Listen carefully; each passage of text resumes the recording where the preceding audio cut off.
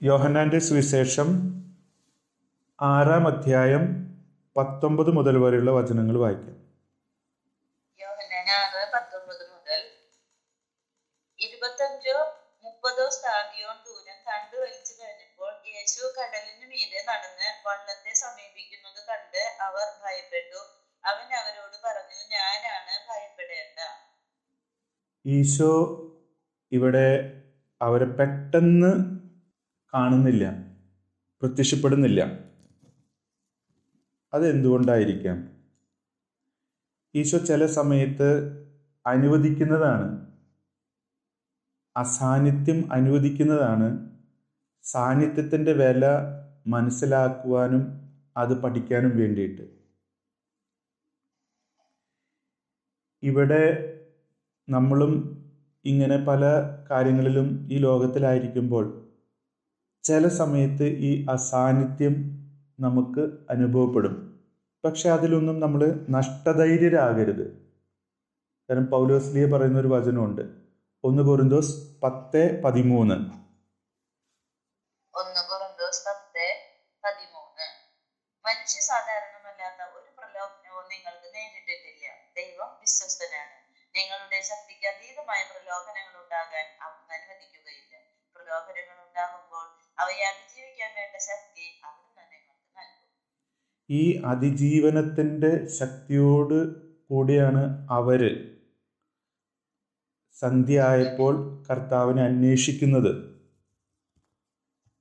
ആ അന്വേഷണം അവരെ ഇരുട്ടിനെ ഒന്നും, അതായത് സ്നേഹരാഹിത്യത്തെ ഒന്നും പരിഗണിക്കാതെ, അതുപോലെ തന്നെ കടലിലുള്ള ആ അവസ്ഥയെ ഒന്നും പരിഗണിക്കാതെ, ദൂരങ്ങളെ പരിഗണിക്കാതെ അവർ അന്വേഷിച്ച് പുറപ്പെടുകയാണ്.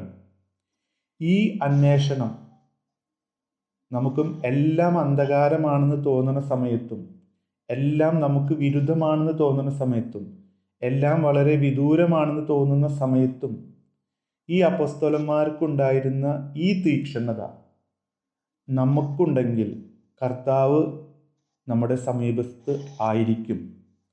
സങ്കീർത്തനം 34:18. സങ്കീർത്തനം 34:18. ഹൃദയം നുറുങ്ങിയവർക്ക് കർത്താവ് സമീപസ്ഥനാണ്, മനമൊരുകിയവരെ അവിടുന്ന് രക്ഷിക്കുന്നു. നിയമാവർത്തനം 4:7. നിയമാവർത്തനം 4:7.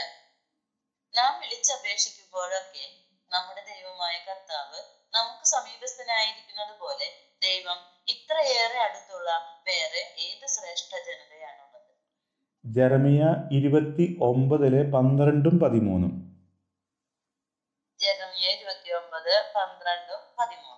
അപ്പോൾ നിങ്ങൾ എന്നെ വിളിച്ചപേക്ഷിക്കും, എന്റെ അടുക്കൽ വന്ന് പ്രാർത്ഥിക്കും, ഞാൻ നിങ്ങളുടെ പ്രാർത്ഥന ശ്രവിക്കും. നിങ്ങൾ എന്നെ അന്വേഷിക്കും, പൂർണ്ണ ഹൃദയത്തോടെ അന്വേഷിക്കുമ്പോൾ എന്നെ കണ്ടെത്തും. ഏശയ 58:9. ഏശയ്യ 58:9. നീ പ്രാർത്ഥിച്ചാൽ കർത്താവ് ഉത്തരമരുളും. നീ നിലവിളിക്കുമ്പോൾ ഇതാ ഞാൻ എന്ന് അവിടുന്ന് മറുപടി തരും. മർദ്ദനവും കുറ്റാരോപണവും ദുർഭാഷണവും നിന്നിൽ നിന്ന് ദൂരെയകറ്റുക. യാക്കോബ് 4:8. യാക്കോബ് 4:8. ദൈവത്തോട് ചേർന്ന് നിൽക്കുവിൻ, അവിടുന്ന് നിങ്ങളോട് ചേർന്ന് നിൽക്കും. പാപികളെ, നിങ്ങൾ കരങ്ങൾ ശുചിയാക്കുവിൻ, സന്നിഗ്ധ മനസ്കരെ, നിങ്ങളുടെ ഹൃദയങ്ങൾ ശുചിയാക്കുവിൻ. ഏശയ 65:24. ഏശയ്യ 65:24. വിളിക്കും മുൻപേ ഞാൻ അവർക്ക് ഉത്തരമരുളും, പ്രാർത്ഥിച്ച് തീരും മുൻപേ ഞാൻ അത് കേൾക്കും. ഈശോ അവരുടെ അടുത്തേക്ക് വരികയാണ്. ഈ വരുന്നതിന് ആന്തരികമായിട്ടും ബാഹ്യമായിട്ടും ചില ഇഫക്റ്റുകളുണ്ട്. ആദ്യത്തെ ഇഫക്റ്റ്, ഇവർക്ക് ഭയമുണ്ടാവുകയാണ് ചെയ്യുന്നത് ഈശോയുടെ വരവിൽ. ഇതൊരു നല്ല ഭയമാണ്. ഇത് എളിമയിൽ നിന്ന് വരുന്ന ഒരു ഭയമാണ്. റോമ 11:20. റോമ 11:20. അത് ശരി തന്നെ. അവരുടെ അവിശ്വാസം നിമിത്തം അവർ വിച്ഛേദിക്കപ്പെട്ടു. എന്നാൽ നീ വിശ്വാസം വഴി ഉറച്ചു നിൽക്കുന്നു. ആകയാൽ അഹങ്കാരം വെടിഞ്ഞ് ഭയത്തോടെ വർത്തിക്കുക. ഈ ഒരു ഭയത്തിൻ്റെ അംശം ഒരു ദൈവം എത്രയോ ഉന്നതമാണെന്നുള്ള ഒരു അനുഭവത്തിൽ നിന്നാണ് ഇത് വരുന്നത്. അങ്ങനെ ഉന്നതമായിട്ടിരിക്കുന്ന ആ ഭയപ്പെടുത്തുന്ന ആ വ്യക്തി ആണ് ഈശോ ആണ് അവരോട് പറയുന്നത് ഭയപ്പെടേണ്ടെന്ന്. ഈ ഒരു ആശ്വാസവും ഈ ഒരു ധൈര്യവും ഈ ഒരു പ്രോത്സാഹനവും വളരെ ഉന്നതമായ ഒരു വ്യക്തി ദൈവം നമുക്ക് സ്ഥിരം നൽകുന്നുണ്ടെന്നുള്ളത് നമ്മളും നമ്മുടെ ജീവിതയാത്രയിൽ മനസ്സിലാക്കേണ്ടതാണ്. ജെറമിയ 1:8. ജെറമിയ 1:8. നീ അവരെ ഭയപ്പെടേണ്ട, നിന്റെ രക്ഷയ്ക്ക് നിന്നോട് കൂടെ ഞാനുണ്ട്. കർത്താവാണ് ഇത് പറയുന്നത്. ജോഷുവ 1:5. ജോഷുവ 1:5. നിന്റെ ആയുഷ്കാലത്ത് ഒരിക്കലും ആർക്കും നിന്നെ തോൽപ്പിക്കാൻ സാധിക്കുകയില്ല. ഞാൻ മോശയോട് കൂടെ എന്ന പോലെ നിന്നോട് കൂടെയും ഉണ്ടായിരിക്കും. പുറപ്പാട് 3:12. പുറപ്പാട് 3:12. അവിടുന്ന് അരുളി ചെയ്തു, ഞാൻ നിന്നോട് കൂടെ ഉണ്ടായിരിക്കും, ഞാനാണ് നിന്നെ അയക്കുന്നത് എന്നതിന് ഇതായിരിക്കും അടയാളം. നീ ജനത്തെ ഈജിപ്തിൽ നിന്ന് പുറത്തു കൊണ്ടുവന്നു കഴിയുമ്പോൾ ഈ മലയിൽ നിങ്ങൾ ദൈവത്തെ ആരാധിക്കും. ജെറമിയ 15:20. ജെറമിയ 15:20. ഈ ജനത്തിന് മുൻപിൽ ഒരു പിത്തള കോട്ടയായി നിന്നെ ഞാൻ ഉയർത്തും. അവർ നിന്നോട് യുദ്ധം ചെയ്യും, അവർ വിജയിക്കുകയില്ല. എന്തെന്നാൽ നിന്നെ രക്ഷിക്കാനും മോചിപ്പിക്കാനുമായി ഞാൻ നിന്നോട് കൂടെയുണ്ട്. കർത്താവ് അരുളി ചെയ്യും. ജെറമിയ 1:19. ജെറമിയ 1:19. അവർ നിന്നോട് യുദ്ധം ചെയ്യും, എന്നാൽ വിജയിക്കുകയില്ല. നിന്റെ രക്ഷയ്ക്ക് ഞാൻ കൂടെയുണ്ട് എന്ന് കർത്താവ് അരുളി ചെയ്യുന്നു. 1 യോഹന്നാൻ 4:4. 1 യോഹന്നാൻ 4:4. കുഞ്ഞുമക്കളെ, നിങ്ങൾ ദൈവത്തിൽ നിന്നുള്ളവരാണ്. നിങ്ങൾ വ്യാജ പ്രവാചകന്മാരെ കീഴ്പ്പെടുത്തിയിരിക്കുന്നു. എന്തെന്നാൽ നിങ്ങളുടെ ഉള്ളിലുള്ളവൻ ലോകത്തിലുള്ളവനേക്കാൾ വലിയവനാണ്. 2 ദിനവൃത്താന്തം 32:7-8. 2 ദിനവൃത്താന്തം 32:7-8. ശക്തന്മാരും ധീരന്മാരുമായിരിക്കുവിൻ. അസീറിയ രാജാവിനെയും അവന്റെ സൈന്യവ്യൂഹത്തെയും കണ്ട് ഭയപ്പെടുകയോ പരിഭ്രമിക്കുകയോ വേണ്ട. അവനോട് കൂടെയുള്ളവനേക്കാൾ ശക്തനായ ഒരുവൻ നമ്മോട് കൂടെയുണ്ട്. ജോഷുവ 1:9. ജോഷുവ 1:9.